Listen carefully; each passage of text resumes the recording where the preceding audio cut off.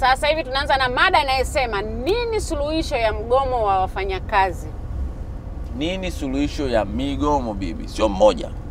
Kuna migomo. Hivi iko mingi. Kuna ule wa walimu wakati ule, kuna wa madaktari uliotoka, kuna migomo ya wafanyakazi wanaofanya kazi kwenye viwanda, kwenye mashirika. Kwa hiyo tukasema hebu kwa ujumla tujaribu kuongelea hili swala. Tuangalie kitu gani suluhisho ya migomo. Mfanyakazi ukiwa hujaridhika kwenye sehemu yako ya kazi ufanye nini? Uongozi kwenye kampuni, kwenye shirika ufanye nini? Yaani haya maswala tuyasuluhishe vipi ili isiwe kitu ambacho ni kibaya. Je, hata kugoma bibi ni sahihi, si sahihi? Ni haki mfanyakazi kugoma, si haki? Maslahi yake apate vipi? Tunaongea hapa. Turudi kwa wananchi. Tukijaribu kuangalia sekta tofauti zote za binafsi na sekta pia za serikali au za umma. Mama, mgomo ni nini? Mgomo ni yani unagomea kile kitu unachokihitaji halafu usipokipata. Lakini sio kwamba kila unachokiona unataka kukipata. Au sio kile unapokataa wakati kitu umegoma. Umegoma si kweli. Okay. Mimi nadhani mgomo kutokubaliana na kile kitu ambacho kinatakiwa. Nikwambia John tembelee ndugu yangu kakataa kuja umegoma. Nimegoma kwa sababu sijaje. Wafanyakazi mpaka wagome kwanza ukumbuke kwamba wale ni watu ambao wana haki zao na wana haki zao za msingi ambazo wanatakiwa wazidai. Lakini kama watakuwa wamezidai alafu wakawa hawakusikilizwa, wana haki ya kugoma. Lakini pia hata wao hawa wanaogoma, mimi naona waangalie vizuri kwa sababu waangalie kwamba kile wanachokigomea, wanachokitaka kina uwezekano kupatikana. Ni makundi gani yanayostahili kugoma? Makundi yanayostahili kugoma ni mengi tu. Mfano kuna madaktari kama ndio hivi, wafanyakazi wa serikali, wa umma, viwandani, wengi tu nasema kutokana na vitu ambavyo kama wanavidai afu wasipovipata kwa kipindi kirefu. Suluhisho ni mgomo. Labda wanaweza wakigoma, labda ndio wanaweza wakapata. Okay. Dada pale katikati. Makundi gani yanastahili kugoma? Walimu, madaktari na wafanyakazi wa serikali. Wafanyakazi wa binafsi haturuhusi kugoma sisi. Haturuhusi, maana unakuwa watu tunaokaa majumbani tusiokuwa na kazi haturuhusi kugoma. Utagoma nini sasa? Utagomea nini? Sikia hiyo. Hata si wafanyakazi ambao tu kwenye sekta binafsi naweza kugoma kufanya kazi ya mwajiri wangu pale ambapo anakuwa hajanilipa mafao yangu ambayo ninayotaka. Tuseme kuna baadhi ya migomo kama migomo ambayo inaweza kawa sio sahihi. Kama tuseme madaktari wanachofanya kitu hicho na si sahihi kabisa kwa sababu wanasababisha rundo la wananchi kuteseka.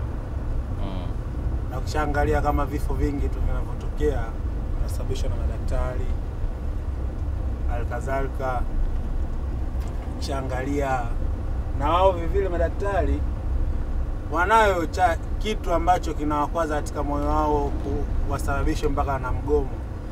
Na kwa hili nalo serikali lingeangalia kitu gani ambacho madaktari wanachoweza kutaka kugoma.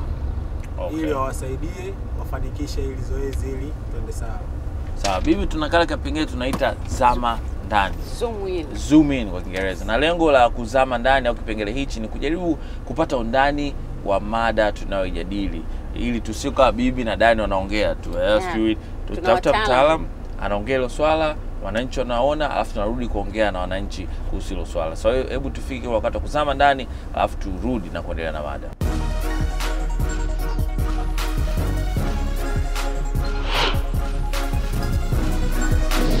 Kugoma ni mojawapo ya haki za wafanyakazi, wawe wa sekta binafsi, wawe wa sekta ya umma. Zipo kada za utumishi ambazo kwa mujibu wa weledi wao, kwa mujibu wa wajibu wao kwa umma, hawaruhusiwi kugoma katika mazingira yoyote yale, ikiwa ni pamoja na kada ya waongoza ndege, kada ya zimamoto, kada ya madaktari.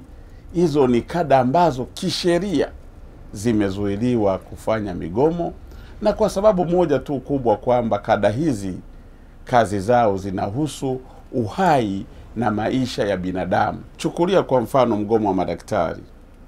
Watu wanapoteza maisha, na maisha ya binadamu uwezi ukayalinganisha na jambo lolote. Serikali imepandisha mishahara, sawa na watumishi wengine, lakini kada ya madaktari inapandishiwa kutoka 957,000 hivi kama sikusikia vibaya, hadi 1,100,100 hadi kuelekea 1,100,200,000 kwa daktari anayeanza kazi leo. Serikali ikaridhia la nyumba kulitazama, na maelekezo yakatolewa kwamba nyumba zinajengwa na mifano ikatolewa, nyumba mamia ya nyumba kwa ajili ya madaktari. Serikali ikaridhia vile vile kuongeza baadhi ya posho za uchunguzi wa maiti. Serikali ikaridhia vile vile kuwapa kadi ya kijani ya bima ya matibabu. Kwa hiyo mambo kadhaa serikali ilikuwa imeridhia. Sasa katika mazingira ya namna hiyo, ndiyo maana sisi umma tukasema madaktari wapige moyo konde, wayatafakari haya. Serikali kwanza itunge sera nzuri za usimamizi wa rasilimali zetu, ili rasilimali zetu zitusaidie kuzalisha zaidi, tuongeze pato serikalini, ili serikalini iweze kuwalipa watumishi wake vizuri, ikiwa ni pamoja na madaktari. Hakuna kada hapa ya utumishi ambayo imeridhika na mshahara inayoupata, hakuna. Sisi wafanyakazi vile vile tufanye kazi kwa misingi ya weledi wetu, kwa msingi wa viapo vyetu, kwa msingi wa uzalendo, tukijua kwamba Tanzania ni yetu sote. Tumerudi, kipindi ni Mini Buzz, na tumetoka kuzama ndani, tumeibuka, tumetoka na kusikia maoni aliyotoa mtaalamu pale kuhusu swala la migomo ya wafanyakazi.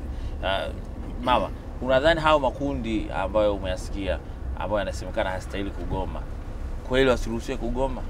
Kwa sababu kazi yao ni ngumu, lakini wao ndio hawaruhusiwi kugoma. Kwa nini? Ndio, mimi naona ni kweli hawatakiwi wagome, hasa hawa madaktari, kwa sababu wao tuseme ndio watetezi wa roho za watu. Madaktari kama alivyoongea kwamba wameshika uhai wa binadamu. Kwa hiyo kwa sababu wameshika uhai wa binadamu, ni kitu ambacho kama watagoma, uhai wa mtu ukipotea, haiwezekani tena kusema ule uhai unaweza ukarudi. Sasa kama umuhimu wao tunaujua toka mwanzo, kwa nini hatuwalipi vizuri kuliko hata makundi mengine haya ambayo tunasema yasigome kwa sababu ni muhimu, lakini tunalipa kiasi? Na je, hayo madai ambayo tumeyasikia ni sahihi kwa kazi wanayofanya? Hapana. Kwa kweli hata mimi nikiangalia kazi ya madaktari ni kubwa sana. Hasa nikizingatia mfano kama mimi nilipataga ajali ya kuvunjika mguu. Kazi wanaoifanya ni kubwa sana, na ukiangalia kiasi ambacho wanachokipewa ni kidogo sana. Kwa hiyo ukiangalia kwa haki ya kudai mgomo ili waongezewe, ni haki yao kabisa. Ila kwa kiasi fulani madaktari kugoma ni kosa. Sababu ile ukikosa huwa unawaasili wananchi. Kwa hiyo unaona ni kosa? Ni kosa kwa sababu ile ilikuwa ni kukaa meza moja na uongozi wa juu ili kutatua hili swala, lakini kujiamulia wale madaktari kugoma na kuwa wananchi tunaathirika.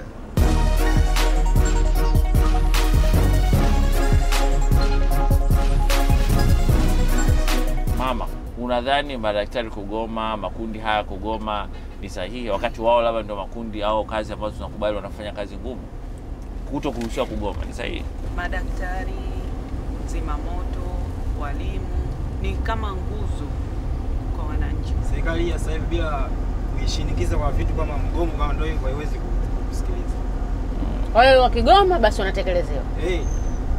Solution kwa sababu serikali sasa hivi inaona kama sio sikivu kwa wananchi wake. Kigezo kikubwa katika tuseme katika nchi au katika maisha ambao hauwezi kumtenganisha mbali na Mungu, ambao daktari kama Mungu ambao anaweza kunusuru uhai wako kwa muda mfupi na ukawa mzima na ukaendelea kuishi kama kawaida. Kwa hiyo basi na hapo serikali inatakiwa iwaangalie, kwa kuwa yani malalamiko yamekuwa muda mrefu. Ukiangalia walimu sio kwamba hawataki kugoma, ila ni kama vile wamekata tamani, wamechoka sababu ni muda mrefu wamekuwa wamegoma migomo miaka na miaka, lakini hamna chochote. Wameamua tu kukaa kimya sababu watafanyaje? Unaona wakiendelea kugoma ndio kama hivyo wao watajijua kama madaktari walivyoambiwa asiyetaka nini aache. Unaona? Kwa kuwa ajira hamna sasa hivi mtu atafanyaje? Wameamua tu bora yani waendelee tu kwa hivyo hivyo. Kwa hiyo mimi naona ni serikali kujipanga, kutazama wapi ina makosa, irekebishe ili kutatua hiyo migogoro iliyopo. Kwa sababu serikali haiwezi kuajiri madaktari kutoka nje. Hapa Watanzania wanashindwa kuwalipa. Je, wakitoka nje wataweza kuwalipa? Kitu ambacho hakiwezekani, kujipanga serikali. Watu mtaani wanahisia pia. Hebu tuwasikie, tupate buzz pop, afu turudi na kuongea na Watanzania.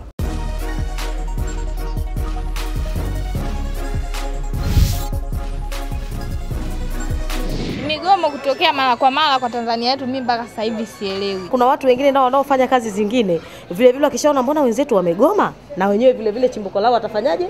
Watataka kugoma. Kwa hiyo haitakaa ishe, na bado na walimu watagoma na wanafunzi na wanani. Wanapogoma ina maana wana sababu zao muhimu. Ndio maana migomo inakuwa inatokea mara kwa mara. Kila mtumishi adai maslahi ya juu, nchi itakwenda wapi? Inakoelekea nchi yetu si hatuelewi kwa kweli. Serikali wajipange tu ili kusudi wao waweke mambo yao sawa. Kama watu wanagoma sekta ambazo ni muhimu, wajaribu kuwasikiliza na kuwafuatilia kwa makini ili tusipate madhara zaidi. Watanzania mtaani tumesikia, sasa mada inaendelea. Mimi nilikuwa na shauri kwamba haya makundi matatu, kwa sababu yao katika hali ya kama vile wito, suluhisho isiwe ni kugoma. Suluhisho ni kwamba wakae pamoja na serikali nayo iwe sikivu kwa yale ambao wanakuwa wanahitaji ili watekeleze, kwa sababu ndio nguzo. Kwa vikao hivi wakae labda serikali na pande zinazolalamika, pia naona vile vile hamna kitu chochote. Kwa hiyo sasa hapo kinachotakiwa yani ni juhudi tu binafsi yani zifanyike kutatua hilo tatizo.